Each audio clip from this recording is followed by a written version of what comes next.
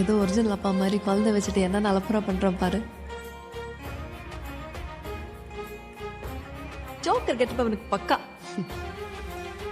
எப்படி சோறு தான் திம்பியா இல்லை வேற ஏதாவது திம்பியா? எதுவும் கலாய்க்கிறேன்னா சொல்லிடு.